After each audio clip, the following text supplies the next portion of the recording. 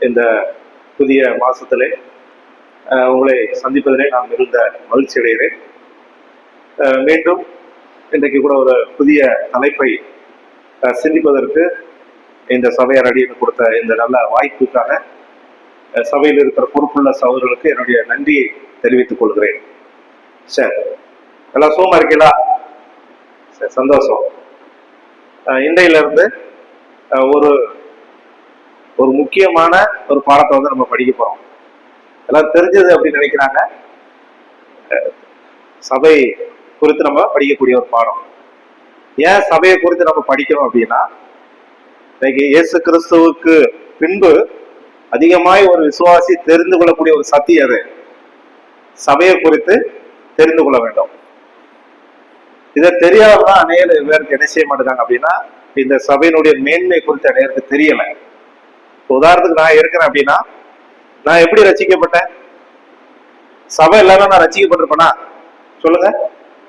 எப்படி? சபை இல்லான்னா, சுருக்கமா சொல்லணும்னா, சபை இல்லை அப்படின்னா நான் அழிஞ்சு போயிருப்பேன். சபை இல்லைன்னா நான் அழிஞ்சு போயிருப்பேன். ஏன்னா சுவிசேஷம் எங்க இருந்து எனக்கு அறிவிச்சாங்க? சபையில இருந்தா. சபையில இருந்து ஒரு ஆள் வந்தாரு, அவர் எங்க இருந்து வராரு? சபையில இருந்து வந்திருப்பாங்க. இப்போ நல்லா புரிஞ்சுக்காங்க, இந்த சபையை பற்றி உபதேசத்தை நான் கண்டிப்பாக மஸ்டாக தெரிஞ்சு கொள்ள வேண்டும். இன்னொன்னு இன்னைக்கு இன்னொரு சுருக்கமா சொல்லணும்னா, ஒரு விசுவாசிக்கு, ஒரு குடும்பத்துக்கு அந்த ஆசீர்வாதம் எங்க இருந்து வரும்? சபையில இருந்துதான் ஆசீர்வாதம் வரும். நீங்க சபையை சார்ந்து இந்த உபதேசத்தெல்லாம் கற்று அதன்படி ஒரு சபையில் ஒரு விசுவாசி இருந்தாங்க அப்படின்னா, அந்த குடும்பத்தை தேவன் ஆசீர்வதிப்பார், பாதுகாப்பார். அவ்வளவு மகிமை உள்ள ஒரு பாடம் இந்த சபையில். இன்னொன்னு, நிறைய சபைகள்ல பிரச்சனைகள், போராட்டங்கள். அதுக்கு என்ன காரணம் அப்படின்னா, எதை பத்தி தெரியல, சபையை பத்தி என்னன்னு தெரியல. சபைனா என்ன, அங்க யாரெல்லாம் இருப்பா, பெண்கள் யாரு, வாலிபர்கள் யாரு, சபை எப்படிலாம் நடக்கணும் அப்படின்னு குறித்து அந்த உபதேசம் தெரிஞ்சிருந்தா என்ன வராது? பிரச்சனை வராது. இன்னைக்கு நிறைய பேர் பிரச்சனை வந்ததுக்கு காரணம் என்ன? சபைன்னு என்னன்னு தெரியல. சில சபை என்ன பொறுத்த வரைக்கும் இந்த மாதிரி செய்தியெல்லாம் ஞாயிற்றுக்கிழமை கொடுத்தா ரொம்ப நல்லா இருக்கும். ஏன்னா பைபிள் ஸ்டடியில கொடுக்குமா யாரும் என்ன செய்ய மாட்டேங்காங்க, வர மாட்டேங்காங்க. அதனால என்ன செய்யலாம், கற்றுக்கொள்வதற்கு அவங்களுக்கு ஒரு வாய்ப்பு இல்லை. ஆனால் நீங்க பாக்கியவான்கள், தெரிந்து கொள்ளுங்கள். இன்றைக்கு நம்ம படிக்கக்கூடிய பாடம் வந்து சபையை பற்றிய உபதேசம். சரி, இங்கிலீஷ்ல டாக்டரின் ஆஃப் சர்ச் அப்படிம்பாங்க. இன்னொரு வார்த்தை கிரேக்க எக்லிசியாலஜி. கிரேக்க பாசையில எக்லிசியாலஜி அப்படின்னா, இப்ப நீங்க ஒரு கல்லூரி போனா பாட்டனி, சுவாலஜி, கெமிஸ்ட்ரி அப்படின்னு இருக்கிறது போல, இந்த இறையில வந்து சபையை பத்தி படிக்கக்கூடிய அந்த பாடத்துக்கு தலைப்பு பேர் என்ன அப்படின்னா எக்லிசியாலஜி, அப்படின்னா சபையை பற்றிய உபதேசம். சரி, முதல்ல இன்னைக்கு நம்ம இந்த நேரத்துல ஒரு 4, அதாவது மெயினா 3 தலைப்பை வைத்து படிக்க போறோம். இந்த சபையை பத்தி படிக்கலாம். முதல் 3 பாடத்தை படிக்க போறோம். அதுல கடைசியாக ஒரு சபையினுடைய கேரக்டர் ஸ்டடி அப்படின்னா எருசலேம் சபையை பத்தி அதனுடைய குணாதிசயத்தை கொடுத்து படிக்க போறோம். முதல்ல சபை என்றால் என்ன அப்படின்னு ஒரு தலைப்பை படிக்க போறோம். சபையின் அம்சங்கள் என்னன்னு படிக்க போறோம். சபை உருவான வீதம். இந்த 3ஐயும் சபையோடு சம்பந்தப்பட்ட இந்த 3 பாடங்களை இன்னைக்கு நான் படிக்க போறோம். கடைசியில எருசலேமை பற்றி படிக்கிறோம், எருசலேம் சபையை குறித்து படிக்க போறோம். சரி, முதல்ல சபை என்றால் என்ன? இது ஒரு படம். நிறைய பேர் இருக்கிறாங்க. ஒரு ஆள் என்ன அப்படி தூக்கி பொறுக்கி எடுக்கிறார். என்ன, அங்க ஒரு ஆள் இருக்கிறாரு, அவர் மட்டும் தனியா அணிச்சாரு பாரு. சரி, இதை நீங்க பின்னாடி புரிஞ்சுக்குருவீங்க. சபை என்றால் என்ன அப்படின்னா, முதல்ல சர்ச் என்ற ஆங்கில வார்த்தையான, கிரேக்க வார்த்தையான கூரியகோன் என்ற வார்த்தையிலிருந்து வந்தது. உங்களுக்கு தெரியும், இந்த சர்ச்சுங்கிற அந்த ஆங்கில வார்த்தை எங்க இருந்து வந்தது? கூரியகோன். இது கூரியகோன் என்ன வார்த்தைன்னா கிரேக்க வார்த்தை. இந்த கிரேக்க வார்த்தையில இருந்தா என்ன வந்திருக்கு? சர்ச்சுங்கிற அந்த வார்த்தை வந்திருக்கு. கூரியகோன் என்னன்னா கிரேக்க வார்த்தை. அந்த கிரேக்க வார்த்தையில இருந்தா சர்ச்சுங்கிற அந்த வார்த்தை வந்தது. அப்ப இதுக்கு இந்த கூரியகோன் வந்து சுருக்கமா எப்படி சொல்லுவாங்க அப்படின்னா, கூரியோஸ். கிரேக்க வார்த்தையில கிரேக்க அந்த வார்த்தைக்கு கூரியோஸ் அப்படின்னா அதுக்கு என்ன அர்த்தம் அப்படின்னா கர்த்தர். என்னது? கர்த்தர். இன்னொன்னு சுருக்கமா என்ன சொல்லுவாங்கன்னா, இந்த கர்த்தர்ங்கிற வார்த்தை நடுநிலை, நியூட்ரல் அப்படின்னு சொல்லுவாங்க. நடுநிலையான ஒரு உரிச்சொல். அந்த கர்த்தருங்கிற வார்த்தை ஒரு நடுநிலையான ஒரு உரிச்சொல் அப்படின்னு நம்ம பார்க்கிறோம். இதன் பொருள் என்ன அப்படின்னா, இந்த கூரியோஸ் அந்த வார்த்தைக்கு என்ன அர்த்தம்னா, இதன் பொருள் கர்த்தருக்கு உரியது. புரியுதா? கூரியோஸ்னா என்னது? கர்த்தருக்கு உரிய. சுருக்கமா சொல்லணும்னா பிலாங்கிங் டு த லார்ட். சுருக்கமா சொன்னா சபை யாருக்குரியது? கர்த்தருக்கு உரியது. புரிஞ்சுதா உங்களுக்கு? சபை என்பது கூரியகோன் என்று சொல்லுவாங்க. ஆங்கில வார்த்தை கூரியகோன்ற வார்த்தையில சர்ச்சுங்கிற வார்த்தை வந்தது. அந்த கூரியகோனை சுருக்கி கூரியோஸ் அப்படிமாங்க. கூரியோஸ் அப்படின்னா அதுக்கு கர்த்தருங்கிற அந்த தமிழ்ல கர்த்தர் அப்படிமாங்க. அதுக்கு என்ன மீனிங் அப்படின்னா கர்த்தருக்கு உரியது. சுருக்கமா சொல்லினா சபை யாருக்கு உரியது? கர்த்தருக்கு உரியது. என்ன இது மனுஷனுக்குரியதா? சபை மனுஷனுக்குரிய கிடையாது. யாருக்குரியது? சர்ச்சு கர்த்தருக்கு உரியது அப்படிங்க. அப்போ முதல் மீனிங் இதுல இருந்து வரும். ரெண்டாவது, இந்த அடுத்த ஒரு வார்த்தை வந்து கிரேக்க வார்த்தையில எடுத்திருக்க வார்த்தை என்ன அப்படின்னா, ஆங்கில வார்த்தையான சர்ச் என்பது கிரேக்க வார்த்தையான எக்லிசியா. இந்த சர்ச்சுங்கிற வார்த்தை ரெண்டு இதுல இருந்து வருது. கூரியகோன் ஒன்று வருது முதல்ல பார்த்தோம். ரெண்டாவது எக்லீசியா என்பதையும் வந்து அந்த சபைக்கு அந்த எடுத்திருக்கிறாங்க. எக்லீசியாங்கிற மூல வார்த்தை பயன்படுத்தப்பட்டிருக்கு. அப்ப எக்லீசியா அப்படின்னா என்ன அர்த்தம் அப்படின்னா வெளியே. ஏன்னா எக்குங்கிறது என்னது? அந்த ஈ எக்குன்னு இருக்கா, அது கிரேக்க வார்த்தையில உள்ள ஒரு பொருள். எக்கு அப்படின்னா வெளியே. அடுத்து கேலியோ அப்படின்னா அழைத்தல், வெளியே அழைத்தல். இன்னும் சுருக்கமா சொல்லணும்னா திருச்சபை என்பது அழைக்கப்பட்ட ஒரு குழு. அதாவது வெளியில இருந்து எங்க இருந்து எடுத்து சுருக்கமா நம்மள ஆண்டவர் எங்க இருந்து எடுத்திருக்காரு? வெளியில இருந்து நம்மள ஒரு குழுவா நினைச்சிருக்காரு. அங்க இருந்து நம்மளை தூக்கி சுருக்கமா உலகத்துல இருந்து ஆண்டவர் நம்மளை நினைச்சிருக்கிறாரு. வெளியில இருந்து அழைக்கப்பட்ட ஒரு குழு, அதாவது அழைக்கப்பட்ட ஒரு குழு, தெரிந்து கொள்ளப்பட்ட குழு. அதாவது எக்லீசியா அப்படின்னா வெளியே அழைத்தல். இன்னொன்னு உங்களுக்கு புரியுற மாதிரி சொல்லணும்னா, குப்பையில கிடந்த நம்மளை ஆண்டவர் என்ன செஞ்சிருக்கிறாரு? அழைச்சு எங்க வச்சிருக்கிறாரு? சபையில வச்சிருக்காரு. வெளியே அழைக்கப்பட்ட அப்படிங்கிற பொருள். சரி, இதுதான் சபைக்கு ரெண்டு வார்த்தை பயன்படுத்தப்பட்டிருக்கிறது, கூரியகோன், எக்லீசியா. கூரியகோன் அப்படின்னா கர்த்தருக்கு உரியது, எக்லீசியாவோட வெளியே அழைக்கப்பட்ட. அப்ப சபை வெளியே அழைக்கப்பட்ட அப்படிங்கிற வார்த்தை.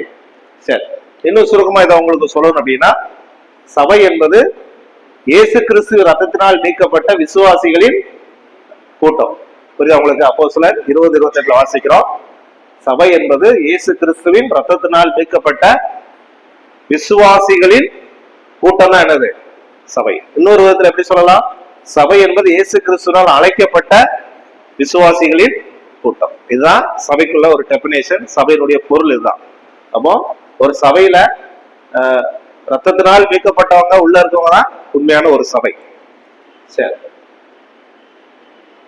இந்த எக்லீசியா அப்படிங்கிற வார்த்தை புதிய ஏற்பாட்டுல 114 முறையும், சுவிசேஷ புஸ்தகங்கள்ல 3 முறையும், நிருபங்களில் 111 முறையும் காணப்படுகிறது. ஏன்னா இந்த வார்த்தையை மட்டும் இந்த சபைங்கிறதுக்கு வந்து வித்தியாசப்படுத்தி காட்டப்படுது. சபை அப்படின்னு பொதுவா சொன்ன எக்லீசியாங்கிற வார்த்தையை வந்து பயன்படுத்தப்பட்டிருக்காங்க இந்த இத்தனை முறை. சபையை பற்றி தீர்க்க தரிசன வசனம் எது அப்படின்னு கேட்டா என்ன சொல்லுவாங்க? அந்த இதை தப்பா இருக்கு. இந்த 16-18 வாசிங்க. மத்தேயு 16-18 வாசிங்க. சபையை பற்றி தீர்க்க தரிசன வசனம் சுவிசேஷத்தில் சொல்லப்பட்டுள்ள 16-18. மேலும் நான் உனக்கு சொல்லுகிறேன், நீ பேதுருவாய் இருக்கிறாய், இந்த கல்லின் மேல் என் சபையை கட்டுவேன், பாதாளத்தின் வாசல்கள் அதை மேற்கொள்ள. சரி, ஆண்டவர் இந்த வசன இது அன்னைக்கு இதை சொல்லல, சபை கிடையாது. ஆனாலும் இயேசு கிறிஸ்து இந்த வார்த்தையை தீர்க்க தரிசனமாய் சொன்னார். பின் நாட்கள்ல இந்த உலகத்துல என்ன உருவாக்கப்படும்? சபை உருவாக்கப்படும். அப்போ சபையை பற்றி தீர்க்க தரிசன வசனம் புதிய ஏற்பாட்டுல முதல்ல எங்க வருது அப்படின்னா இந்த மத்தேயு 16-18. அது கிடையாது, 18:5. அது தப்பா டைப் பண்ணிருக்கு, அதை விட்டுருங்க. 16-18. சரி, அடுத்து இத வந்து உங்களுக்கு அதாவது சபை அப்படின்னா அந்த நாட்கள்ல யூதர்கள் இந்த மூத்தவங்க எல்லாம் இருக்குது, அதையும் சபைன்னு சொல்லுவாங்க. பெரியவங்க எல்லாம் சேர்ந்து என்னது சபை அப்படின்னு சொல்லுவாங்களா? அப்ப ஊர்ல சொல்லுவாங்க, இப்ப சபைக்குள்ள வா அப்படிமாங்கல்ல. அப்ப அதே மாதிரி அந்த நாட்கள்ல யூத சபையை பற்றி தொழில்நுட்பம் மட்ட பொருள், அதாவது தொழில்நுட்பம் அப்படின்னா நான் டெக்னிக்கல். இந்த வார்த்தையை வந்து புதிய ஏற்பாடுல டெக்னிக்கல் அண்ட் நான் டெக்னிக்கல் அப்படின்னு சொல்லுவாங்க. நான் டெக்னிக்கல் அப்படின்னா சும்மா பொதுவாக சபைங்கிற பயன்படுத்தப்பட்டிருக்கிறது. இன்னொன்னு டெக்னிக்கல் அப்படிம்பாங்க, தொழில்நுட்பத்தோட ஒரு டெக்னிக்கலா அந்த வார்த்தை பயன்படுத்தப்பட்டிருக்கு. அப்படின்னா டெக்னிக்கலான சபையை குறித்து உள்நோக்கத்தோடு அந்த வார்த்தையை தேவன் ஆவியானவர் அந்த வார்த்தையை பயன்படுத்தி இருக்கிறார். எக்லீசியங்கிற வார்த்தை பொதுவான ஒரு சபைக்கு அந்த வார்த்தையை பயன்படுத்தப்பட்டிருக்கிறது. இன்னொன்னு டெக்னிக்கலாக எப்படி பயன்படுத்தப்பட்டிருக்குன்னா சபையை குறித்து சொல்வதற்காக அந்த வார்த்தையை இங்கே பவுல் அந்த வார்த்தையை அவர் பயன்படுத்தி இருக்கிறார். சரி, இது அதோட சம்பந்தப்பட்டதான். இது உங்களுக்கு சொன்னா கொஞ்சம் நீங்க வாட்ஸ்அப்ல அனுப்புறேன், நீங்க வீட்டுல படிச்சு பாருங்க, அதனுடைய அர்த்தம் உங்களுக்கு புரியும். சரி, ரெண்டாவது சபையின் அம்சங்கள், ஆஸ்பெக்ட் ஆஃப் த சர்ச் அப்படின்னு சொல்லுவாங்க. அதுல ஒரு பெரிய மிஸ்டேக் இருக்கு. சபையின் அம்சம்னு சொல்லும் பொழுது தேவனுடைய பார்வையில 2 சபை தான். இன்னைக்கு உலகத்துல எத்தனை சபை இருக்கு? உலகத்துல என்ன இருக்குன்னா 1000க்கு மேற்பட்ட சபைகள் இருக்கு. ஏன்னா இந்த ஊர்ல நிறைய சபைகள் இருக்கு. ஆனா தேவனுடைய பார்வையில் எத்தனை சபை இருக்கு? 2 சபை தான். இதெல்லாம் ஒண்ணு உள்ளூர் சபை, இன்னொன்னு உலகளவிய சபை. ஒண்ணு லோக்கல் அசம்பிளி, இன்னொன்னு யூனிவர்சல் சர்ச் அப்படிம்பாங்க, உலகளவிய சபை. சரி, புரியுதா உங்களுக்கு? இப்ப லோக்கல் சபை, இப்ப இந்த மவுண்ட் சீயர் சபை என்ன சபை? லோக்கல் சபை, உள்ளூர் சபை. என்ன அப்படிதான் நம்ம பின்னாடி பார்க்க போறோம். அப்ப சபை என்பது தேவனுடைய பார்வையில் 2 சபை தான். ஒண்ணு உள்ளூர் சபை, இன்னொன்னு உலக சபை. சரி, பாருங்க. அதுல முதல்ல உள்ளூர் சபை என்னன்னு பார்ப்போம். உள்ளூர் சபைனா என்னது? உள்ளூர் சபை என்பது ஒரு குறிப்பிட்ட இடத்தில் காணப்படும் விசுவாசிகளின் கூட்டம். இப்ப இந்த மொரம்புல இந்த குறிப்பிட்ட இந்த இடத்துல விசுவாசிகள் எல்லாம் காணப்படுறாங்களா, அதனால இந்த சபைக்கு பேர் என்ன பேரு? ஒரு உள்ளூர் சபை. இங்கிலீஷ்ல லோக்கல் அசம்பிளி அப்படின்னு சொல்லுவாங்க. அப்போ உள்ளூர் சபை என்பது ஒரு குறிப்பிட்ட இடத்துல, ஒரு பர்டிகுலர் பிளேஸ்ல காணப்படக்கூடிய விசுவாசிகளின் கூட்டம் தான் உள்ளூர் சபை. ஆனால் உள்ளூர் சபை கண்ணுக்கு தெரியக்கூடிய சபை. இப்ப கண்ணுக்கு தெரியுதா? நீங்க எங்க உட்கார்ந்துருக்கீங்க, எல்லாம் உட்கார்ந்துருக்கீங்க, என்னது கண்ணால பாக்குறோம். அப்போ உள்ளூர் சபை என்ன செய்யும்? கண்ணுக்கு தெரியக்கூடிய சபை. நீங்க உட்கார்ந்துருக்கீங்க, உங்க சரீரம் ஒரு எல்லாம் சேர்ந்த சபை. ஒன்றுக்கு எங்க 2 பேர் 3 பேர் நாமத்தினால கூடியிருக்காரோ அது என்னது? சபை. அப்படித்தானே வேதம் வாசிக்கிறோம். அப்போ உள்ளூர் சபை ஒரு கண்ணுக்கு தெரியும், கண்ணால பார்க்கலாம். இந்த மவுண்ட் சபை இப்ப என் கண்ணால பாக்குறேன். சரி, அதே போல நீங்க நிருபத்தை பார்த்தீங்கன்னா எருசலேம் சபை அப்படின்னு இந்த பேரே சொல்லுவாங்க. எருசலேம் சபை, ரோம் சபை, கொரிந்து சபை, தெசலோனிக்கே சபை. பவுல் நிருபத்தில் எழுதும் போல அந்த பேரை சொல்லியே தெசலோனிக்கே சபைக்கு எழுதுகிறதாவது, அப்படித்தானே கொரிந்து சபைக்கு எழுதுகிறதாவது. அப்படின்னா கொரிந்து பட்டணத்தில் இருக்கிற சபையுடைய விசுவாசிகளுக்கு. அப்போ வேதத்துல இந்த ஆழத்தின் அடிப்படையில உள்ளூர் சபையை குறித்து புதிய ஏற்பாடுல நம்ம பார்க்கிறோம். சரி, இந்த உள்ளூர் சபை பத்தி முதல்ல நம்ம படிக்கும் பொழுது ஆரம்ப கால சபை விசுவாசிகள் கூடுவதற்கு என்ன கிடையாது? கட்டிடங்கள்லாம் கிடையாது. எங்க கூடுனாங்க? முதல்ல வீடுகள் தோறும் இருந்தாங்க. வீடுகள் தோறும் அப்பமிட்டார்கள் அப்படின்னு வாசிக்கிறோம். நம்மள மாதிரி இந்த பில்டிங் எல்லாம் ஆரம்ப நாட்கள்ல, சபை தொடக்க நாட்கள்ல என்ன கிடையாது? ஒரு பில்டிங்கோ இந்த மாதிரி பொதுவான பில்டிங்லாம் கிடையாது. ஒரு கட்டிடங்களா இந்த மாதிரி கிடையாது. அதுக்கு பதிலாக வீடுகள் என்ன செஞ்சாங்க? கூடுனாங்க. நீங்க எதுக்கான வேத வசனம் ரோமர் 16:5 இன்னும் 2-3 வசனங்கள்லாம் இருக்கு. அதனால முதல்ல வீடுகள்ல தான் சபை என்ன செஞ்சாங்க? கூடுனாங்க, கட்டிடத்துல இல்ல. ஆரம்ப நாட்கள்ல ஆரம்ப கால விசுவாசிகள் ஆராதனைக்காக ஒன்று கூடினார்கள். அவங்க ஒன்று கூடினாங்கன்னா எதுக்கு கூடினாங்க? அப்பம் விட்டு ஆராதிப்பதற்காக ஒன்று கூடினார்கள். அடுத்து எதற்கு கூடினார்கள்? ஐக்கியத்துக்காக, ஒரு ஃபெல்லோஷிப்புக்காக என்ன செஞ்சாங்க? அவங்க ஒன்று கூடினார்கள். அடுத்து உள்ளூர் சபை பார்த்தீங்கன்னா உபதேசத்துக்காக ஒன்று கூடினார்கள். உபதேசத்தை கற்றுக் கொடுப்பதற்காக, வேத வசனத்தை படிப்பதற்காக ஆரம்ப நாட்கள்ல ஒன்று கூடினார்கள். அப்போஸ்தலர் 2:42 இதெல்லாம் வீட்டுல போய் இந்த வசனத்தை வாசிச்சு பாருங்க. அங்கே உபதேசத்திற்காக ஒன்று கூடினார்கள். அடுத்து ஊழியத்திற்காக மிஷினரை அனுப்பினார்கள். ஆரம்ப நாட்கள்ல இந்த உள்ளூர் சபை என்ன செஞ்சாங்க அப்படின்னா இந்த ஊழியத்திற்காக மிஷினரிகளை அனுப்பினார்கள். இப்போ அது கூட நான் கேட்கிறேன், இந்த மிஷினரிகளை அனுப்பலாம் அப்படின்னா இன்னைக்கு இந்த இடத்துல சபை உருவாயிருக்குமா? ஐயா, சபை வந்திருக்குமா? மிஷினரி வரல அப்படின்னா சபை உருவாகுமா? உருவாக. இன்னைக்கு முறப்புலையும் எங்க இருந்து ஒரு மிஷினரி வந்துதானே உருவாக்கி இருப்பாங்க. இப்ப அவங்க மூலமா தான் என்னச்சு, அதாவது மனிதரை கொண்டு ரட்சிப்பு கர்த்தருடையது. தேவன் இந்த மாதிரி மிஷினரிகள் அவங்க சபையில இருந்து தான் வருவாங்க. இதுல இருந்து இன்னொரு சத்தியம் புரிஞ்சுக்கணும், எந்த ஒரு மிஷினரி வந்தாலும் எங்க இருந்து வரணும் சொல்லுங்க? சபையில இருந்து இல்லையா? சபையில இருந்து மிஷினரி தான் வரணும். ஒரு மிஷினரி அனுப்புறது யாரு? சபை. இன்னைக்கு நிறைய பேர் என்ன செய்யறாங்கன்னா சபைக்கு சம்பந்தமே கிடையாது, சபைக்கும் போக மாட்டாங்க. ஆனா எங்க போவாங்க? சபையோடு இருந்துதான் ஒரு ஊழியத்தை செய்யணும். அப்படிதான், அதுதான் ஒரு சத்தியம். சபை இல்லாம போய் ஒரு சில பேர் ஊழியங்கிறது கிடையாது. நல்ல இந்த சத்தியத்தை நம்ம புரிஞ்சுக்கணும். சபைக்கு இருக்கு சம்பந்தமே இருக்கா, நான் ஊழியம் செய்ய போறோம்னு போவாங்க. ஆனா உபதேசம் அப்படி கிடையாது. நீங்க இந்த மிஷினரிகளை நீங்க எங்க பார்த்தாலும் தெரியும், அவங்க ஒரு சபையில இருந்து தான் வந்திருப்பாங்க. அப்போ சபையில இருந்துதான் மிஷினரிகள் அனுப்பினார்கள் என்று வேதம் சொல்லக்கூடிய தெளிவான ஒரு சத்தியம். அதனால சபை இல்லாம மிஷினரி கிடையாது, ஊழியர்கள் கிடையாது. எந்த ஒரு ஊழியக்காரங்க வந்தாலும் சபையில இருந்தா என்ன செய்யணும்? வரணும். அப்படிப்பட்டவங்க நம்ம என்ன செய்யணும்? ஏற்றுக்கொள்ள வேண்டும். சரி, அடுத்து அப்படி ஊழியம் செஞ்சதுனால மக்கள் தொடர்ந்து ரட்சிக்கப்பட்டார்கள். அப்படிதான் வேதத்துல நம்ம வாசிக்கிறோம். சரி, அடுத்து உலகளவிய சபை, யுனிவர்சல் சர்ச் அப்படிம்பாங்க. இந்த யுனிவர்சல் சர்ச் அப்படின்னா என்ன அர்த்தம் அப்படின்னா, கிறிஸ்துவுக்குள் எல்லாரும் ஒரே ஆவினால் பிறந்தவர்கள். கிறிஸ்துவுக்குள் எல்லோரும் ஒரே ஆவினால் பிறந்தவர்கள். அவர்கள் யாவரும் உலகளவிய சபைக்கு உள்ளானவர்கள். சுருக்கமா சொல்லணும்னா, யாரெல்லாம் உண்மையான ஆண்டவரை ஏற்றுக்கொண்டாங்களோ அவங்க எல்லாம் எந்த சபையில வந்துருவாங்க? உலகளவிய சர்ச். புரியுதா உங்களுக்கு? உதாரணத்துக்கு இப்ப பிரதம சபையில ஆண்டவரை ஏற்றுக்கொண்டவங்க அந்த உலகளவிய சபையில வந்துருவாங்க. அதே மாதிரி மத்த சபை, இப்ப உதாரணத்துக்கு சிஎஸ்ஐ சர்ச் இருக்கு, அங்க யாரை ஏற்றுக்கொண்டிருப்பாங்க?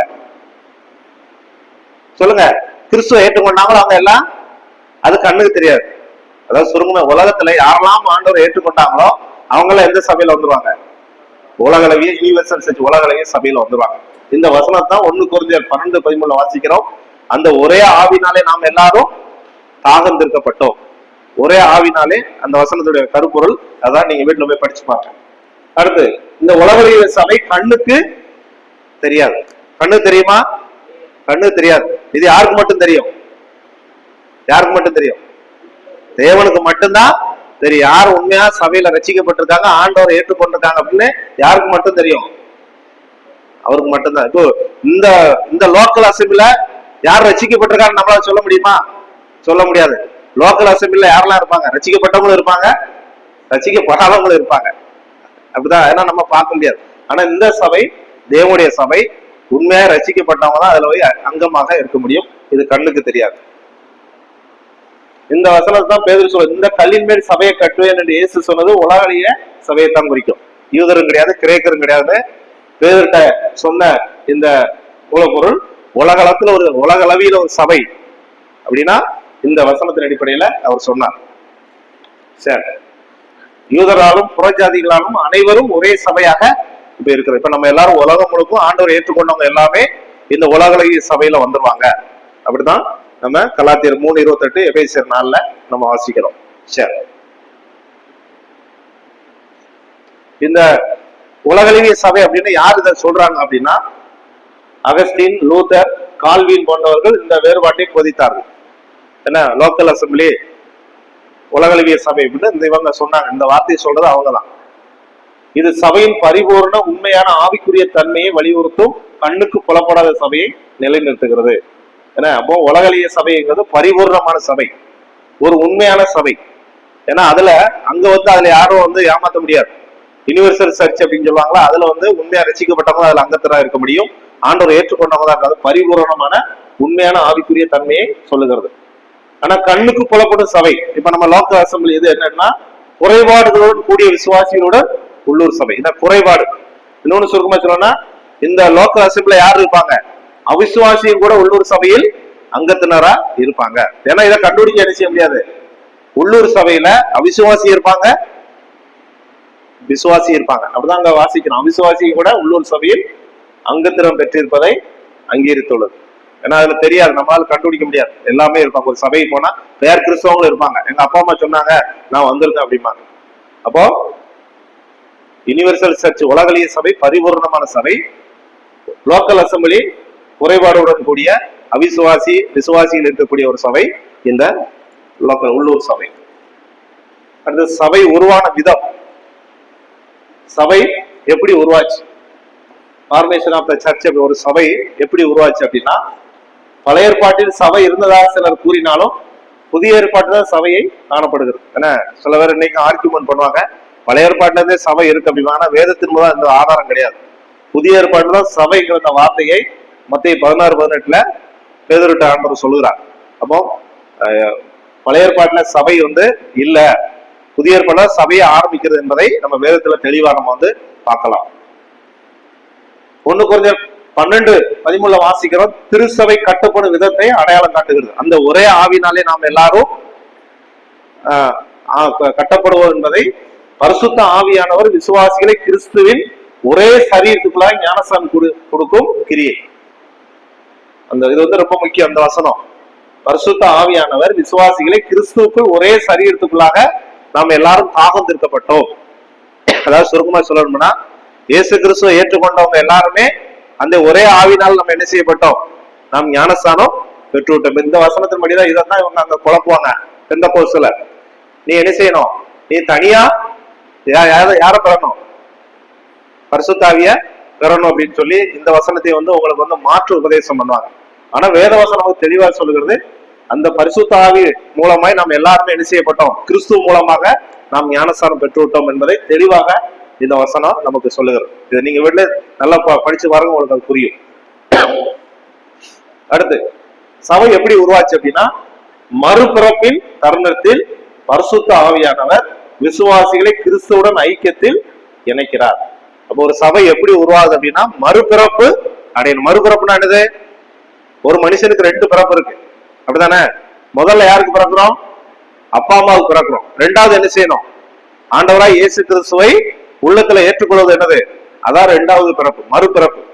முதல்ல அப்பா அம்மாவுக்கு பிறக்கிறோம், ஆண்டவராய் இயேசு கிறிஸ்துவை உள்ளத்துல விசுவாசிக்கும் பொழுது அது என்ன பிறப்பு, 2ஆம் பிறப்பு. அதனாலதான் யோவான் 3:3 சொல்றார், ஆவினாலும் ஜலத்தினாலும் ஒருவன் பிராவிட்டால் தேவனுடைய ராஜ்யத்துக்கு பிரவேசிக்க முடியாது. அப்போ மறுபிறப்பு அடைஞ்சவர்கள் பரிசுத்த ஆவியானவர் விசுவாசிகள் கிறிஸ்துவுடனே ஐக்கியத்துல இணைக்கிறார். இதுதான் ஒரு உள்ளூர் சபை உருவாகக்கூடிய ஒரு விதம். இன்னும் சுருக்கமா சொல்லணும்னா, விசுவாசிகள் மறுபிறப்பின் மூலம் ஆவியானவரால் கிறிஸ்துவின் சரீரத்தில் இணைக்கப்படுவதை குறிக்கிறது. விசுவாசிகள் எல்லாம் இப்ப மறுபிறப்பு அடைஞ்சு ஒரே கூட்டாக நினைக்கிறார், ஒரே சரீரத்துல இணைக்கப்பட்டிருக்கிறோம். இப்ப நீங்க எல்லாம் மரபு சபை இருக்குன்னா, இந்த சரீரத்தை யாரோட இணைக்கப்பட்டிருக்கிறது, ஆண்டவர் கிறிஸ்துவோடு இணைக்கப்பட்டிருக்கிறது. அப்போ அவர் தலையாக இருக்கிறார், நாம் என்ன செய்யறோம், அவருடைய அவயங்களாக இருக்கிறோம் அப்படின்னு நம்ம வாசிக்கிறோம். இன்னொன்னு, பரிசுத்த ஆவினால் ஞானஸ்நானம் பெறுவீர்கள் என்பது விசுவாசிகள் கிறிஸ்துவோட ஐக்கியத்தை ஏற்படுத்தும் பரிசுத்த ஆவியானவரின் பணியை குறிக்கும். இது ரொம்ப முக்கியம். இதே மற்ற சபையில குழப்புவாங்க. பரிசுத்த ஆவியால் ஞானஸ்நானம் பெறுவீர்கள் என்பது விசுவாசிகள் கிறிஸ்துவோட ஐக்கியத்தை ஏற்படுத்தும் பரிசுத்த ஆவியானவரின் பணியை குறிக்கிறது. இதை அவங்க வேற மாதிரி சொல்லுவாங்க, நீங்க பரிசுத்த ஆவி ஞானஸ்நானம் பெறணும், தனியா ஆவியை பெறணும் அப்படிம்பாங்க. அப்ப இது ஆவியானுடைய கிரியத்தை என்ன செய்து குறிக்கிறது. இன்னும் சுருக்கமா சொல்லணும்னா, சபை இந்த பூமியில என்னைக்கு பிறந்தது, பரிசுத்த ஆவியில இறங்குவதுடன் சபை பெந்தெகோஸ்தினாலில் தொடங்கியது. அப்போஸ்தலர் 2ஆம் அதிகாரத்தை நீங்க வாசி பார்த்தீங்கன்னா, சபை பெருத்துடு அப்படின்னா என்னைக்கு பெந்தெகோஸ்து நாள்ல பரிசுத்த ஆவியானவர் பூமிக்கு வந்தாரோ அன்னையில இருந்து சபை பிறந்து. புரிஞ்சுதா உங்களுக்கு? அப்போஸ்தலர் 2ஆம் அதிகாரம் ஞாபகம் வச்சுக்காங்க. சபை பிறந்த நாள் அப்படின்னாலே அப்போஸ்தலர் 2ஆம் அதிகாரம். ஆவியானவர் அங்கிருந்து கீழே விசுவாசி உள்ளத்துல இறங்கி கிரியை செய்கிறார். அதுதான் முதல்ல ஆரம்பிச்சு. அது ஒரு முறை தான் நிகழ்ந்தது. இனிமேலாம் மறுபடியும் என்ன செய்யாது, அது நிகழ போறது கிடையாது. அதனால ஒரே ஒரு முறை நிகழ்ந்து முடிஞ்சது, பூமியில சபை ஸ்தாபிக்கப்பட்டது. அப்போ பரிசுத்த ஆவியானவர் சபை பெந்தெகோஸ்து நாளில் 50ஆம் நாள் அன்னைக்கு இந்த பூமியில 120 மேல இறங்கி பேதுருவை கிரியை செஞ்சு சுவிசேஷம் சொல்லி ரட்சிக்கப்பட்டார்கள். இது நம்ம அப்போஸ்தலர்ல நம்ம பாக்குறோம். சரி, இன்னும் சுருக்கமா சொல்லணும்னா, சபையை நிறுவியர் யாரு, என்ன பவுண்டேஷன் ஆஃப் சர்ச் யாரு, இயேசு. சபையை நிறுவியவர் இயேசு கிறிஸ்து. அப்போ வாசிக்கிறோம், தேவன் நம்முடைய சுய ரத்தத்தினாலே சம்பாதித்த சபை, அப்படித்தானே? தேவன் இயேசு கிறிஸ்து அந்த தம்முடைய ரத்தத்தினாலே நம்மளை சம்பாதிச்சார். எங்க வாசிக்கிறோம்? அப்போஸ்தலர் 20:28 வாசிக்கிறோம். அப்ப சபையை நிறுவியர் யார் அப்படின்னா பவுண்டேஷன். ஏன்னா நீங்க ஒரு காலேஜ் எல்லாம் போனா பவுண்டர் அப்படின்னு போடுறாங்க. அதே போல இந்த சபையினுடைய பவுண்டர், சபையை நிறுவியர் யார் அப்படின்னு பாத்தீங்கன்னா இயேசு கிறிஸ்து ஒருவரா இந்த சபையை இந்த பூமியிலே அவர் ஏற்படுத்தினார். சபை உருவான விதம் என்ன, சபையை உண்டாக்கியவர் இயேசு. அது எப்படி உருவாச்சு, யாருமா சும்மா வந்துருமா? ஆண்டவர் அப்படியே பூமியில வந்தா ஏற்படுத்தினாரு. அவர் நம்மளுக்காக மரிச்சார் உண்மை, ஆனா யார் மூலமா அதை ஏற்படுத்தினார்? யார் மூலமா? மிஷினரிகள் மூலமா. இவங்க எல்லாம் இல்லாம தமிழ்நாட்டுல சபை உருவாயிருக்குமா? அதான் ஒரு அனுப்பப்படவில்லைன்னா யார் சொல்லுவா அப்படின்னு ஒரு வசனம் இருக்கு. ஏன்னா அப்படித்தானே, ஒரு சுவிசேஷத்தை சொல்றதுக்கு யார் வேணும்? ஆண்டவர் ஒரு மனுஷனை கொண்டுதான் கிரியை செய்தார். அவங்கதான் இவங்க. என்ன இவங்க யாரு? ஆண்டனி நோரிஸ் குரோஸ். என்ன பிரதம சபையினுடைய இங்கிலாந்துல ஒரு 4 சகோதரர்கள் அந்த நாட்கள் எல்லாம் இந்த ஆர்சி கிறிஸ்டியன்ல வேதத்தை வாசிக்கிறாங்க.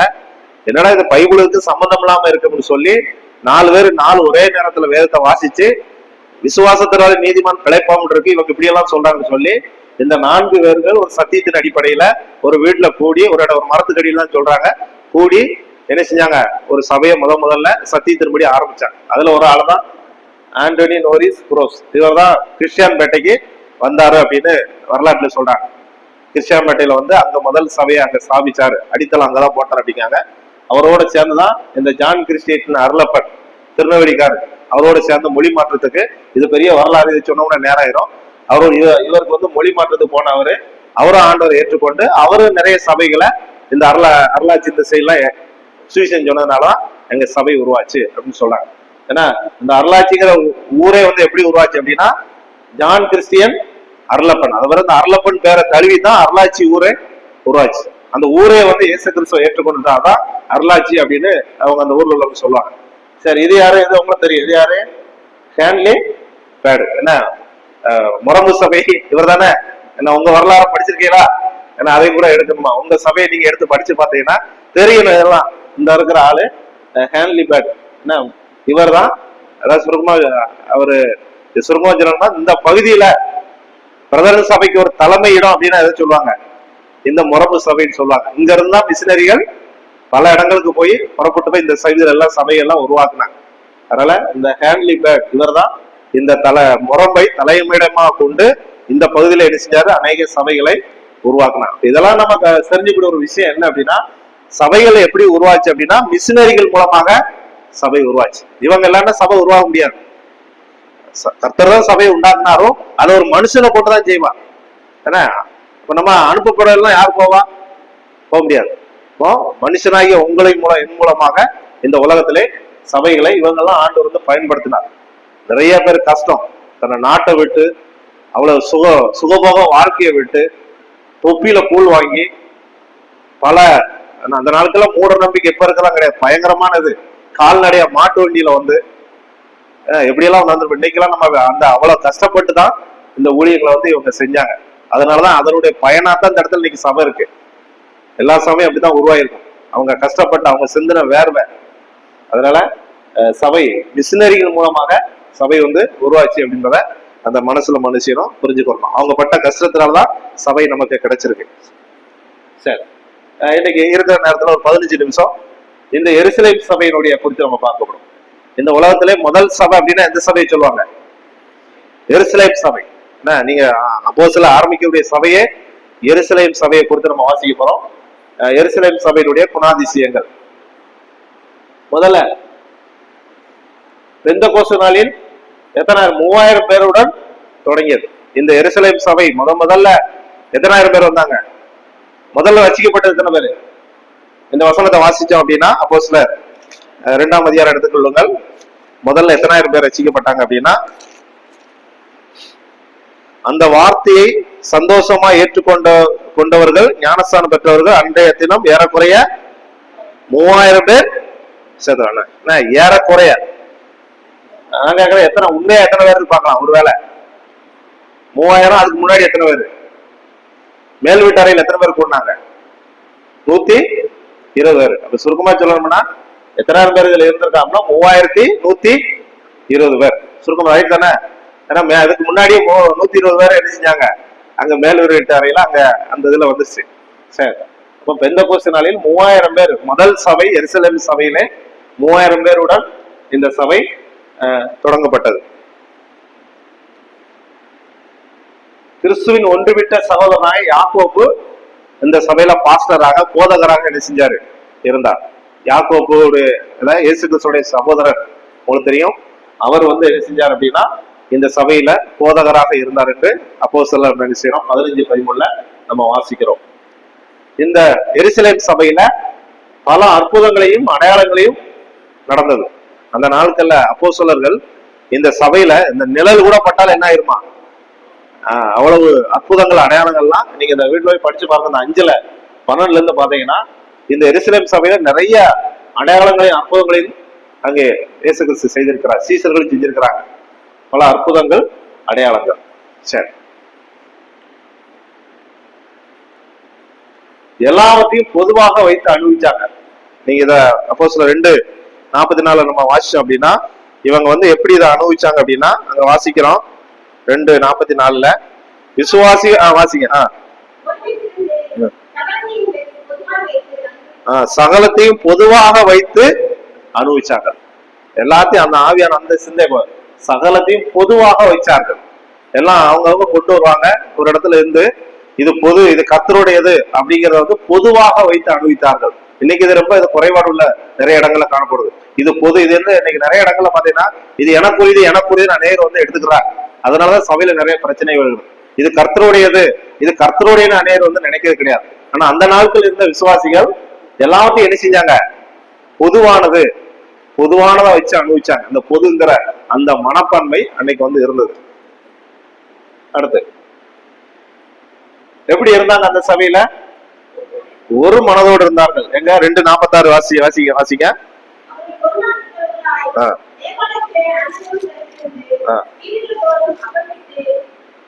சரி, போதும். அவர்கள் ஒரு மண்ணப்பட்டவர்களாய் தேவாலயத்தில் அனுதினமும் தரித்திருந்த. அப்போ அந்த எருசலேம் சபையில அந்த நாட்கள் இருந்த விசுவாசிகள் எப்படி இருந்தாங்க? ஒரு மனது, ஒரே மனது. அப்படின்னா என்ன அர்த்தம்? அங்க ஒருவேளை 3000 பேர் இருந்தாங்கன்னா 3000 பேருக்கு எத்தனை இருதயம் இருந்திருக்கும்? ஒரே இதயம், ஒன் காத்து. சரீர ரீதியாக வேற வேறதான், ஆனா இதயம் எப்படி இருந்திருக்கும்? ஒரே இருதயம். அப்போ ஒரே இருதயம் இது இன்னைக்கு நம்ம சபையில பெரிய ஒரு சேலஞ்சு, ஒரு சவால்.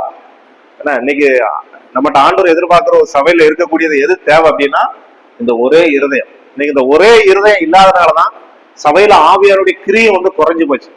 ஆனா அந்த நாட்கள்ல இவங்க சபையை தேவன் பரிசுத்தாவில பலத்த கிரியை செய்வதற்கு காரணம் என்னன்னா எல்லாரும் ஒரே இருதயம் இருந்துச்சு. அதனால இவங்க ஜெபம் பண்ணோட இருந்த இடமே என்ன செஞ்சா? அசைஞ்சது. அப்படித்தானே? ஒரு மனம் இல்லாட்டினா என்ன ஆகாது? இடம் அப்படின்னா என்னது? அசையாது. அப்படின்னா அந்த ஒரு மனதுக்கு வேல்யூ உண்டு. நீங்க நிறைய இடங்களை ஊழியம் செய்ய போறாங்க, ஆனா உள்ள என்ன கிடையாது? ஒரு மனசு கிடையாது. ஒரு நிறைய இடங்கள்ல கூட்டம் நடக்கு, என்ன கிடையாது? ஒரு மனசு கிடையாது. அதாவது சுருக்கமா சொன்னா ஐக்கியம் கிடையாது. இந்த ஒரு மனசுங்கிற ஐக்கியம் என்ற வார்த்தையை பயன்படுத்திக்காங்க. இந்த ஒரு இருதயம் இல்லாதனால எவ்வளவு பிரயாசப்படுறாங்க, அது அந்த பிரயோஜனம் எல்லாம் போகுது. அப்போ ஒரே இருதயம் இருந்ததுனால தேவன் செயல்பட்டார். நானும் எத்தனை இடங்களுக்கு போயிருக்கிறேன், நிறைய பேர் இருப்பாங்க, ஆனா அந்த சபையில அந்த ஒரு இருதயம் இருக்காது. அதனால ஆண்டவுடைய ஆவியனுடைய கிரியும் அதுக்கு தக்கனதான் இருக்கும். ஆனா ஒரு 4 பேர் 5 பேர் இருப்பாங்க, ஒத்துமையா ஐக்கியமா சந்தோஷமா இருப்பாங்க. ஆண்டோட அவங்களுடைய மத்தியில கிரியை பலத்த கிரியை செய்வார்.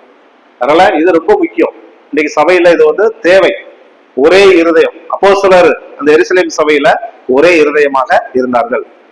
அடுத்து ஜெபத்தில் அதிக நேரம் செலவழிச்சார்கள். 2:42 நம்ம வாசிக்கிறோம். அவர்கள் அப்போஸ்தலருடைய உபதேசத்திலும் அந்யோன்யத்திலும் அப்பம் பெக்குதலும் ஜெபம் பண்ணுவதிலும் உறுதியாக தரித்திருந்தார்கள். மெயினா இந்த வசனம் ரொம்ப முக்கியம். ஒரு சபை அப்படின்னா மெயினா என்ன இருக்கணும்? இந்த 4 இருக்கணும். இந்த 4 தூணு, 4 பில்லர் அப்படிம்பாங்க. என்னெல்லாம் இருக்கணும்? முதல்ல சபையில என்ன இருக்கணும்? உபதேசம் இருக்கணும், டாக்டரின் இருக்கணும். நிறைய சபையில உபதேசமே இருக்காது. அதனாலதான் அந்த சபை இன்னைக்கு நிறைய சபைகள் அந்த விளக்கு அணிஞ்சு போது காரணம் என்னது அப்படின்னா அந்த சபையில என்ன இல்ல? உபதேசம் கிடையாது. இந்த பிரதர்கள் பொதுவான ஒரு வார்த்தை. இந்த உபதேசம் இருக்கிற சபை தான் அது கடைசி வரைக்கும் நிலைச்சிருக்கணும். உபதேசம் இருக்கணும். அடுத்து அந்யுன்யம், ஐக்கியம். இது ஒரு தூணு. ஒரு சபைக்கு இது ஒரு 4 தூண் இருக்கும். இந்த 4 தூண்ல இந்த ஒரு தூண் இல்லாட்டினாலும் அது இடிஞ்சிடும். அந்யுன்யம். அடுத்து அப்பம் பெக்குதல். சபையில மெயினா என்ன இருக்கணும்? அப்பம் பெக்குதல். அடுத்து என்னது? ஜெபம் பண்ணுதல். ஏன்னா ஜெபம் இன்னைக்கு நிறைய சபைகள் ஜெபத்துக்கு முக்கியத்துவம் கொடுக்க மாட்டாங்க. அதனால ஒரு சபை மெயினா ஜெபத்துக்கும் முக்கியத்துவம் கொடுக்கணும். ஜெப கூட்டங்கள்லாம் இருக்கிறது நல்லது. ஏன்னா மெயினா பைபிள் ஸ்டடி இருக்கணும், ஒரு ஜெப கூட்டமும் இருக்கிறது இன்னைக்கு நாளுக்கு நல்லது. அதனால இந்த 4ம் நல்ல ரொம்ப ஒரு சபைக்கு தூணு, பில்லர் ஆஃப் த சர்ச் அப்படின்னு சொல்லுவாங்க. ஆனா இந்த சபையில ஜெபத்தில் அதிக நேரம் செலவழிச்சார்கள் என்று நம்ம என்ன செய்யறோம்? நம்ம வாசிக்கிறோம்.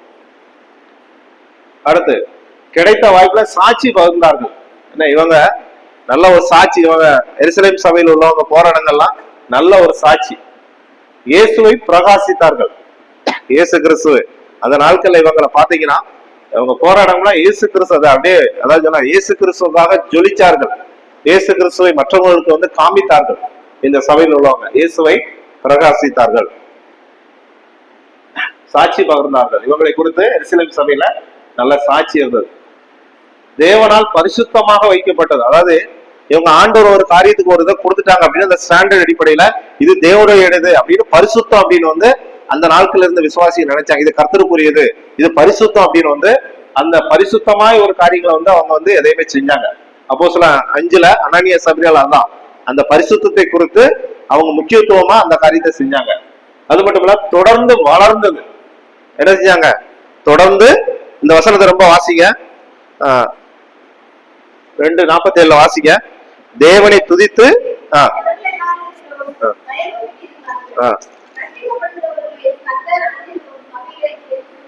சரி. அப்ப சபையில யார் சேர்த்துக்கணும்? ஒரு ஆளை கர்த்தர் தான் சேர்த்துக்கணும். இந்த இதை நீங்க பாத்தீங்கன்னா தொடர்ந்து வளர்ந்தது.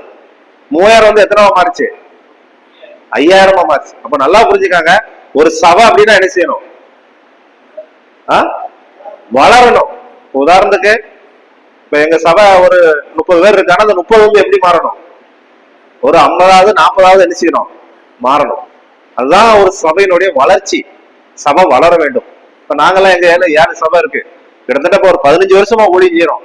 தெருவுன்னா ஒரு ஆள் கூட இது வரைக்கும் சபைக்கு என்ன செய்யல, வரல. எங்களுக்கே கஷ்டமா இருக்கும். இவ்வளவு நாள தெருக்குள்ளன்னு ஊழியம் செய்யறோம், ஒரு ஆத்மா கூட சபைக்கு வரல அப்படின்னு. அப்போ இதுல ஒரு விஷயம் என்னன்னா, சபை என்பது வளர வேண்டும், ஒரு குரோத் இருக்க வேண்டும். ஆனா இந்த சபையில அப்படி இருந்தது. எருசலேம் சபையில 3000 5000 வந்து ரட்சிக்கப்படுகிற தேவன் சபையில சேர்த்து கொண்டோம். அநேக புருஷர்கள் நீங்க இந்த இதெல்லாம் படிச்சு பாத்தீங்கன்னா அப்படியே நிறைய ஆட் பண்ணிக்கிட்டே நிறைய வந்துகிட்டே இருக்கும். இப்ப எருசலேம் சபை அந்த இது அந்த வளர்ச்சி இருந்தது. ஆனா இன்னைக்கு நம்ம சபையுடைய நிலைமை பார்க்கும் பொழுது என்ன இல்ல, ஒரு சவால் எல்லா இடத்துலயும் தான். சபை வந்து வளர்ச்சி கிடையாது. இப்ப இருக்கிற ஒரு 30 பேரோட இன்னைக்கு எப்படி போய்கிட்டு இருக்கு? அடுத்த ஞாயிற்றுக்கிழமை வருவாங்களான்னு உண்மை சந்தேகமாயி போச்சு. அடுத்த நாள் இவங்க விசுவாசத்துல இருப்பாங்க அப்படின்னு என்ன கிடையாது, ஒரு கேள்விக்குறியாச்சு. 30 பேர் வந்து 10 பேர் ஆயிடுச்சு, 20 பேர் ஆயிடுச்சு. ஏன்னா இப்ப கீழானிக்கு போய் கொண்டு இருக்கிறது. விசுவாசம் எவனை விழுக்கலாம் என்று வகை தேடி சுற்றி திரிகிறான்.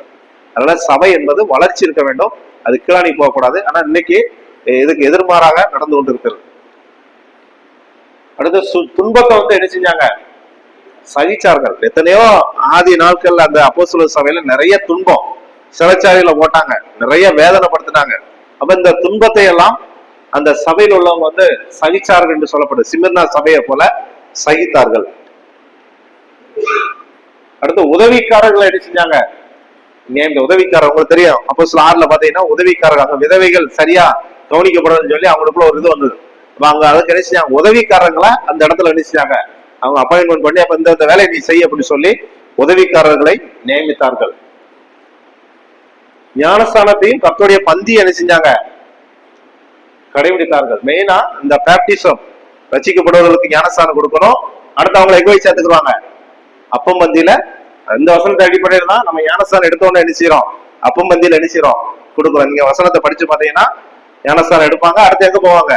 அப்ப மாத்திரம் எடுத்து வந்த ஒழுங்கின் முறையை நம்ம என்ன செய்யறோம்? இந்த வசனத்தின் அடிப்படையில நம்ம கடைபிடிக்கிறோம்.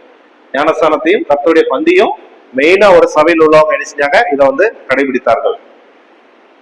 அடுத்து இதேதான் பார்த்தாச்சு. மிஷினரிகளை என்ன செஞ்சாங்க?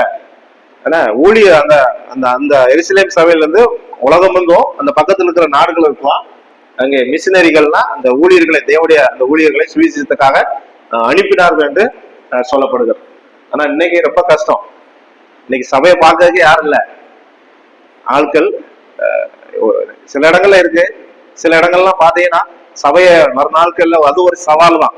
இன்னும் ஒரு நாட்கள்ல இளைய தலைமுறை இதுல ஆர்வம் கிடையாது. சபையை பொறுப்படுத்தி நடத்தவோ, சபையில ஆவிக்குரிய காரியங்கள் எழுந்து பேசவோ, சபை உபதேசத்தை படிக்கவோ என்ன இல்லை, வாலிபர்களுக்கு விருப்பம் இல்லை. இன்னைக்கு எங்க மிஷினரிகள் வெளியே போவேன்? ஏன்னா இன்னைக்கு எல்லாம் செய்றாங்க, வேற விதமா வாலிபர்கள் ஒரு பக்கம் போய்கிட்டு இருக்கிறாங்க.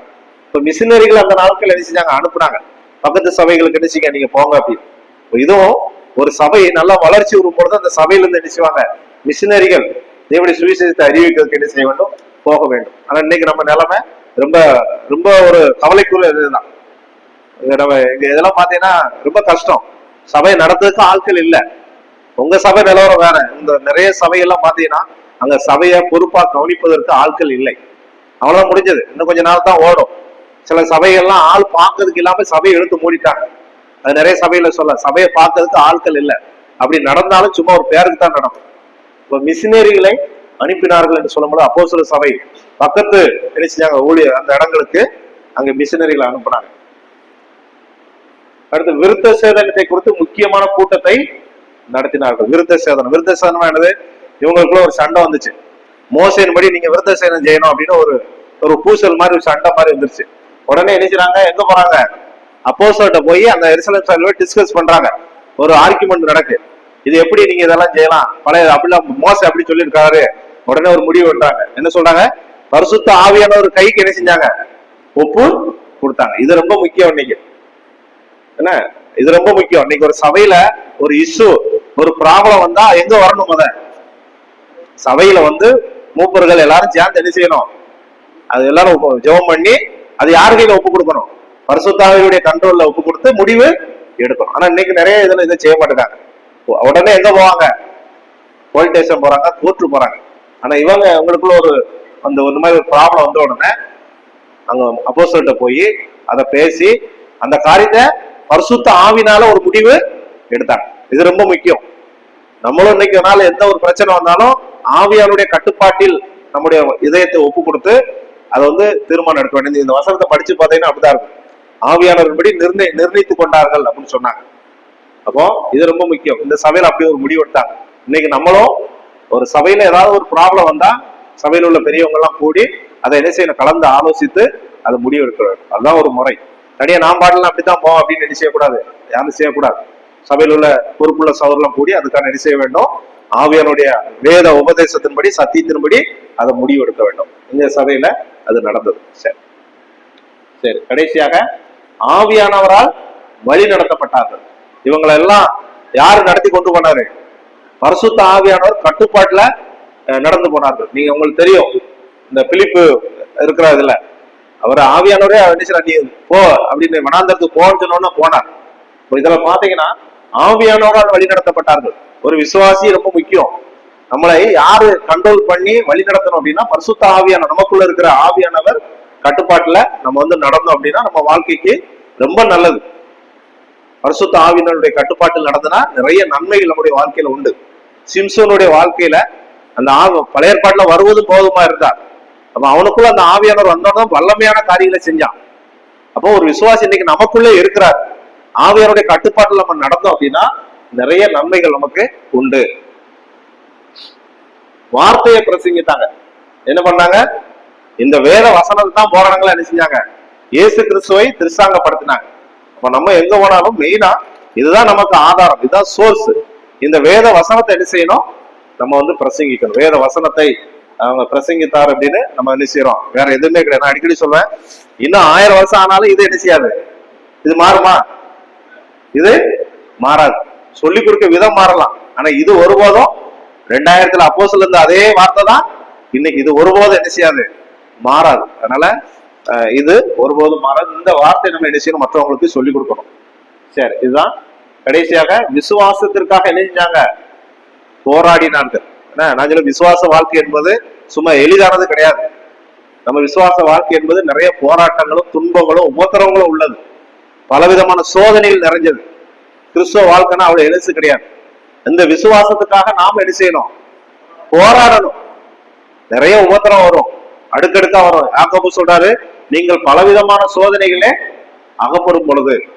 அப்போ விசுவாசத்துக்கு நிறைய சோதனைகள் வரும், கஷ்டங்கள் வரும், மன ரீதியாக வரும், சரீரத்துல வரும், சபையில வரும், மன ரீதியாக பல போராட்டங்கள் நமக்கு வரும். அப்ப இதெல்லாம் வரும் பொழுது இதெல்லாம் விசுவாசத்துக்காக நம்ம என்ன செய்யணும்? போராடணும். போராடினாதான் கிறிஸ்துவ வாழ்க்கையில கடைசியில வெற்றி கிடைக்கும். இப்ப இதெல்லாம் இந்த எருசலேம் சபையில அந்த நாட்கள் அப்படிப்பட்ட விசுவாசிகள் ஆண்டோருக்காக என்ன செஞ்சாங்க? போராடினாங்க. அதனால நாமும் அப்படிப்பட்ட ஒரு காரியத்தை செய்வதற்கு தேவன் நமக்கு உதவி செய்வாராக. ஆமென். சரி, ஜெபிப்போம். எங்களை நேசிக்கிற எங்கள் அன்பின் ஆண்டவரே, இந்த வேலைக்காக நம்ம துதிக்கிறோம், நமக்கு நாங்கள் நன்றி செலுத்துகிறோம். இந்த நாளிலும் ஆண்டவரே, நம்முடைய பிள்ளைகளாய் நாங்கள் கூடி நீர் எங்களுக்கு எழுதி கொடுத்த இந்த விலையேற்பட்ட வேத வசனத்தை சிந்திப்பதற்காக நீர் உதவி செய்து ஆதியிலே உடைய அப்போஸ்தலர்கள் அந்த உபதேசத்தை படிப்பதற்காக கூடினார்கள் என்று நாங்கள் வேதத்தில் வாசிக்கிறோம். அந்த சத்தியத்தின்படி நாங்களும் இந்த பைபிள் ஸ்டடியில கலந்து கொள்ளவும் அனைவருடைய வேத வசனங்களை கற்றுக்கொள்வதற்கும் இன்றைக்கு நீர் எங்களுக்கு உதவி செய்ததுக்காக நன்றி செலுத்துகிறோம். இன்று முதல் ஆண்டவரே, இந்த சபையை பற்றிய உபதேசத்தை நாங்கள் படிக்க தொடங்கி இருக்கிறோம். கர்த்தர் இந்த உபதேசத்தை எங்களுக்கு கற்றுத்தாரும், இதனுடைய மறைபொருள்களை எங்களுக்கு விளக்கும். நாங்கள் அறிவிலை ஞானத்திலே குறை உள்ளவர்கள், ஆனாலும் ஒரு நாட்களிலே நாங்கள் கற்றுக்கொண்டு இந்த சபைக்கு நாங்கள் பிரயோஜனமாக இருக்க கர்த்தர் எங்களுக்கு உதவி செல்வோம். தொடர்ந்து இந்த மவுண்ட் சியோன் சபைக்காக சமூகத்தில் வருகிறோம். இந்த சபை ஆசீர்வதியும் ஆண்டவரே. அந்த நாட்கள்ல இந்த இடத்துல உங்களுடைய மிஷனரிகள் என்ன நோக்கத்துல இந்த இடத்துல இந்த சபையை சாதித்தார்களோ அதையெல்லாம் நீர் அறிந்திருக்கிறீர். அதை நாங்க பார்க்கவில்லை, ஆனால் அந்த நாட்களில் அவங்க பட்ட கஷ்டங்கள், உங்களுடைய நாமத்துக்காக இந்த பகுதியில எப்படியாவது தேவனுடைய சுவிசேஷத்தை அறிவிக்க வேண்டும் என்று சொல்லி அவங்க பட்ட பிரயாசத்தெல்லாம் ஆண்டவரே உமக்கு தெரியும், நீர் அறிந்திருக்கிறீர். அதே நோக்கத்துல இன்றைக்கு இருக்கிற விசுவாசிகளும் அந்த சுவிசேஷத்திற்காக இந்த சபையில வாழுகிற பிள்ளைகளாய் வைராக்கியமாக இருக்க கர்த்தர் உதவி செல்லும். விசேஷமாய் இந்த சபையில் இருக்கிற விசுவாச குடும்பங்களை நாங்கள் நினைத்து பார்க்கிறோம். விசேஷமாய் இந்த சபையில இருக்கிற சகோதரிகளை நாங்கள் நினைக்கிறோம். அவர்கள் இன்னும் அதிகமாக நீர் பலப்படுத்தும், சரீரத்துல சுகம் நலன் ஆரோக்கியத்தை தாரும். திருமணம் ஆகுதவர்களுக்கு விசேஷமாய் ஏற்ற ஒரு வாழ்க்கை துணையை நீர் காமிக்கும்படியாக நம்முடைய சமூகத்தில் வேண்டிக் கொள்கிறோம். வேலைக்காக முயற்சி செய்வர்களுக்கு நல்ல ஒரு வேலை வாய்ப்புகளை தாரும். குழந்தை இல்லாதவர்களுக்கு ஒரு குழந்தை பாக்கியத்தை தந்து கர்த்தர் நீங்க வழி நடத்தும். இன்னும் ஆண்டவரே, பலவிதமான சரீர ரீதியாக சுகவீனத்தோடு போராடுறவர்களுக்கு தேவன் நாமே சுகம் நலன் ஆரோக்கியத்தை தந்து எழுந்து நடந்து ஆரோக்கியமா இருப்பதற்கு கர்த்தர் நீர்களுக்கு உதவி செல்லும். தொடர்ந்து ஆண்டவரே, இந்த சபை இன்னும் மற்ற கூட்டங்களா அநேக கூட்டங்கள் நடத்துகிற அந்த கூட்டங்கள் எல்லாம் ஆசீர்வதித்தாரும். உங்களுடைய பிள்ளைகள் வரும்பொழுது ஏற்ற வார்த்தைகளை ஆலோசனைகளை கொடுத்து அவர்கள் விசுவாசத்திலே வளர்வர்களாய் காணப்பட கர்த்தர் ஒவ்வொருவருக்கும் நீ கிருபை செய்யும்படியாக நாங்கள் வேண்டிக் கொள்கிறோம். தொடர்ந்து இந்த சுற்றி இருக்கிற இந்த ஊர்ல இருக்கிற மக்கள்லாம் அன்றரை இயேசு கிறிஸ்துவை அன்றரை சந்தித்து புதிய ஆத்துமாக்கள் இந்த சபைக்கு வருவதற்கு உதவி செல்லும். இருக்கிற விசுவாசிகள் விசுவாசத்துல நிலைத்திருக்க கர்த்தர் நீ உதவி செய்யும்படியாக உங்களுடைய சமூகத்திலே நாங்கள் வேண்டிக் கொள்கிறோம். தொடர்ந்து இந்த சபையை பொறுப்படுத்த நடத்துற சபையில பொறுப்புள்ள சகோதரர்களுக்காக உங்க துதிக்கிறோம், அவங்க நடி செலுத்துகிறோம். அவரோடு கொடுக்கப்பட்டுள்ள இந்த உட்காரண ஊழியத்தை செய்து முடிப்பதற்கு இன்னும் அதிகமாய் அவர்களுக்கு நீ பலனையும் ஆரோக்கியத்தையும் நீர் தரும்படியாக நாங்கள் வேண்டிக் கொள்கிறோம். தொடர்ந்து இந்த சபை இன்னும் அதிகமாய் வளர கர்த்தர் உதவி செல்லும். ஆண்டவரே, இன்னும் அதிகமாய் நாங்கள் வேதத்தை வாசிக்கவும் ஜெபிக்கவும் ஆவிக்குரிய காரியங்களை வளருவர்களாய் காணப்பட கர்த்தர் எங்களுக்கு கிருபை செய்யும்படியாக ஒரு சமூகத்துல வேண்டிக் கொள்கிறோம். விசேஷமா இந்த நாளிலே இந்த பைபிள் ஸ்டடியில கலந்து கொண்ட ஒவ்வொருவரையும் உங்களுடைய கருத்துல ஒப்புக் கொடுக்கிறோம். அவர்களெல்லாம் நீர் பேர்பராய் நீர் ஆசீர்வதியும். உங்களுடைய கிருபை உங்களுடைய இரக்கம் அவரோடு இருக்கட்டும். இந்த ஜெபத்தை கர்த்தரும் ரட்சகரும் மீட்பருமாய் இருக்கிற கர்த்தர் இயேசு கிறிஸ்து மூலமாய் பிதாவாய் தேவன் உமக்கே நாங்கள் ஏறெடுக்கிறோம். எங்கள் ஜீவன் உள்ள நல்ல பிதாவே, ஆமே. என் ஆத்மாவே கர்த்தரை சோஸ்திரி, என் முழு உள்ளமே அவருடைய பரிசுநாமத்தை சோஸ்திரி. என் ஆத்மாவே கர்த்தரை சோஸ்திரி, அவர் செய்த சகல உபகாரங்களை மறவாதே. ஆமே.